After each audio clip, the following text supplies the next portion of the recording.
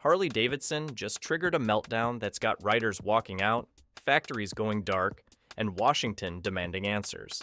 Their so-called upgrade backfired hard, turning freedom machines into corporate lectures. Now the backlash is real, the numbers are brutal, and the mistake, way bigger than they'll ever admit. What started off like harmless PR fluff, some drag event sponsorships, ESG chatter, DEI checklists, quickly snowballed into a PR fireball that scorched their brand like nothing before. One minute it's a quiet corporate shift, and the next, boom, screenshots, receipts, and expose videos blow up all over the internet. And the real kicker, it wasn't a rogue intern or marketing team gone wild. This mess came straight from the Harley boardroom, with ex-employees confirming that this whole identity overhaul was absolutely deliberate. It all came crashing down after a conservative influencer dropped a brutal expose, racking up millions of views in just under 48 hours. Riders, people who had backed Harley for years, who wore that logo with pride, suddenly felt duped. The comparison to Bud Light wasn't just a meme, it became a rallying cry. Cultural betrayal is what people called it, and they weren't exaggerating. People started torching merch, blacking out logos, dumping bikes. It wasn't a protest, it was a mutiny. And if you want proof that the rage wasn't just online, take a look at Sturgis, the holy grail of motorcycle rallies. Normally, Harley's tent is the heart of the event, not this year. Their space looked like a post-apocalyptic garage sale. Unsold bikes just sat there, untouched. The only people around were staffers glued to their phones, bored out of their minds. Even Budweiser's tent, still reeling from its own disaster, had more action. That's how radioactive Harley had become. The silence wasn't just awkward, it was deafening. And while riders were storming off, the real damage was happening behind the scenes. The financial panic set in fast. Harley's stock took a nosedive, down 19%. And with every new headline, investors bailed harder. For the first time in years, analysts downgraded the company's outlook. Their confidence? Gone. Harley tried to keep up the act, claiming things were just fine. But then came the layoffs.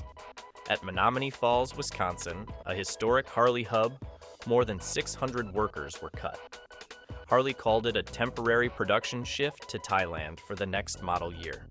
But nobody was buying it. Not the workers, not the towns, not the riders.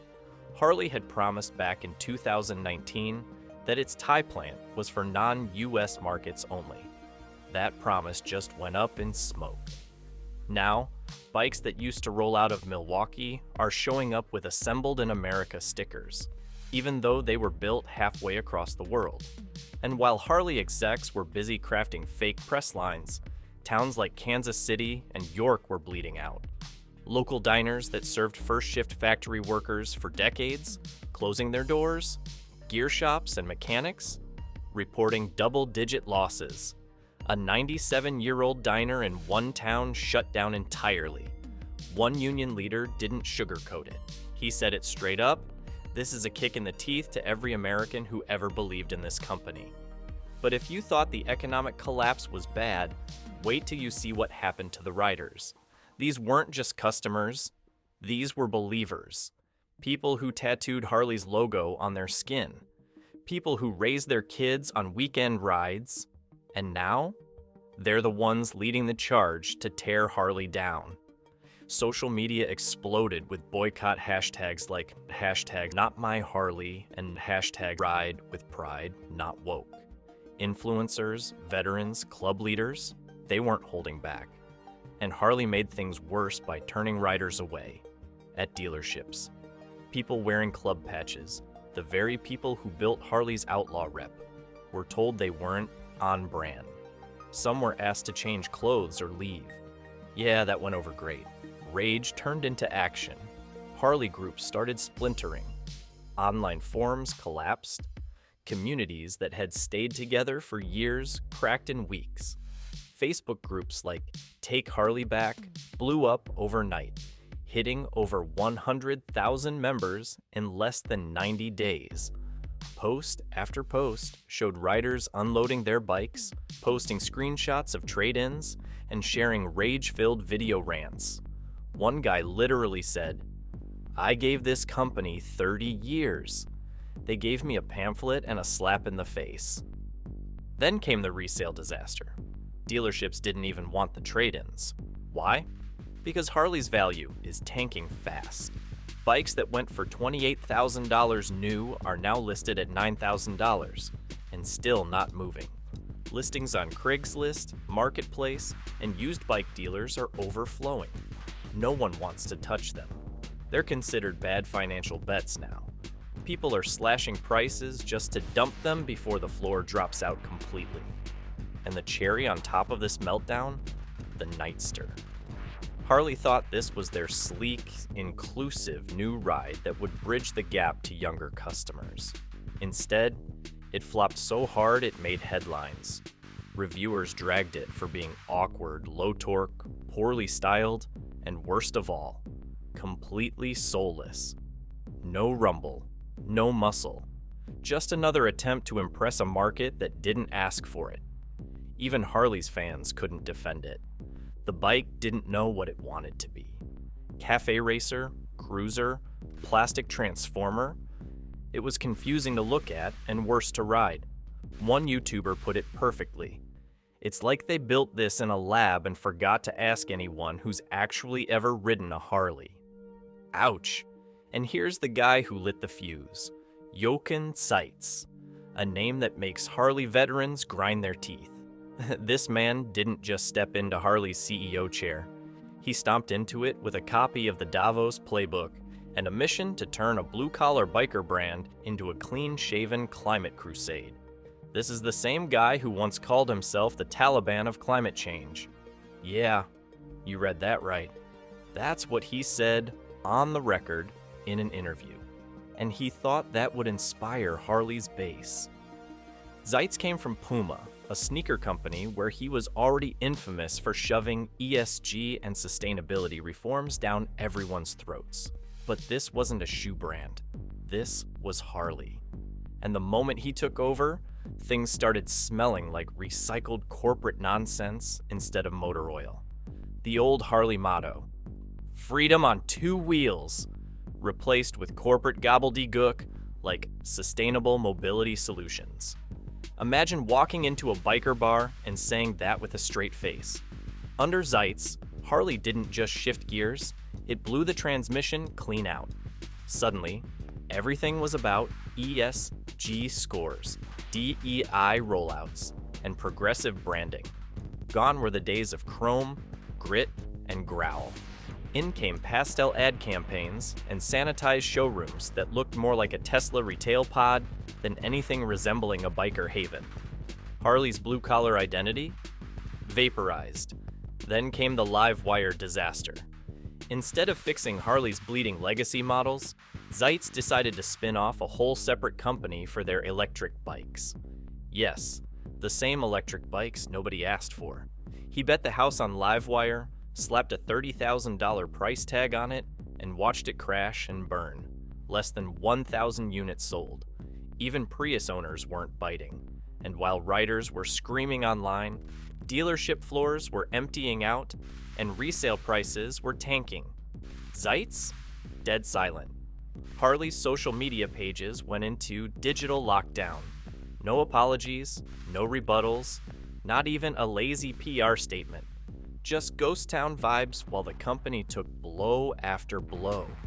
Because apparently, saying nothing was better than admitting they lit their own brand on fire.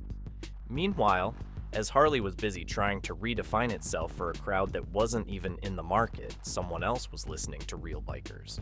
And that someone was Indian motorcycles. While Harley spiraled into identity confusion, Indian was out here doubling down on exactly what made Harley iconic in the first place. No ESG babble. No influencer campaigns.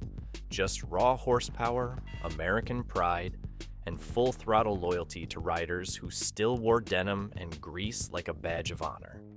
Indian wasn't playing catch-up. They were flipping the script. Their scout lineup didn't just show up, it exploded. 5 distinct models, forward controls, 100+ horsepower, a build style that actually respected a rider's anatomy. And unlike Harley's experimental disasters, these bikes had soul. You could feel the growl, you could feel the grit, you could feel the legacy, and it wasn't being rewritten by a European exec with a carbon offset quota. The reviews poured in, and they weren't just good, they were glowing. Riders praised Indian's comfort, torque, tech options, and most importantly, the no lectures culture. No DEI slide decks, no ideological litmus tests, just bikes. And dealerships? They cashed in. The Harley to Indian trade-in skyrocketed, with some even adopting the slogan, "Welcome back to real bikes." You couldn't make this up. Riders were calling it poetic justice. Harley had forgotten what the ride meant. Indian picked up the pieces and reminded people what biking used to be about. While Harley was running ESG reports, Indian was sponsoring veteran rides, posting real riders with real tattoos, not Instagram models holding a helmet they couldn't even pronounce. It was rebellion done right, not manufactured, not diluted, just real. And just when you thought the bleeding might stop, Capitol Hill showed up with a sledgehammer.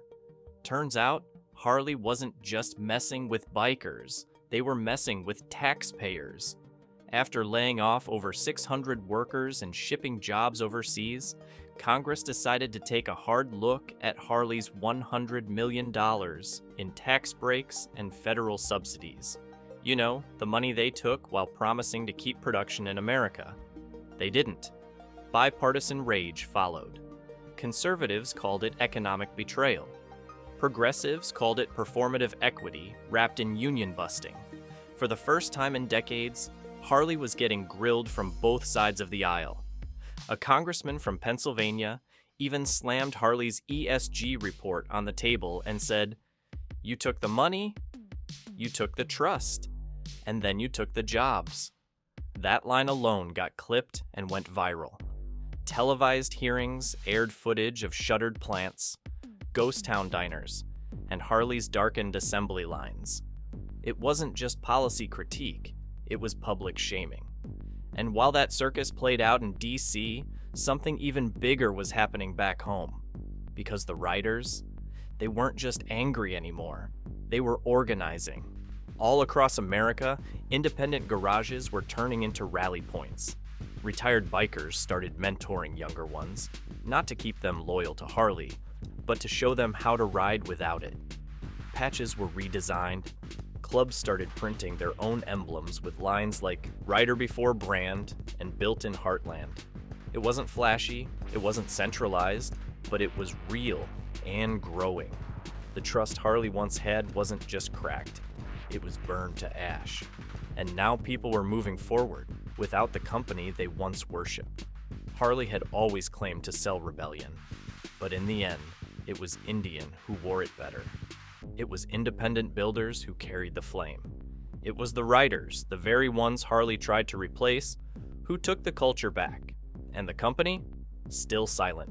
Still spinning press releases. Still posting product shots with no comments allowed.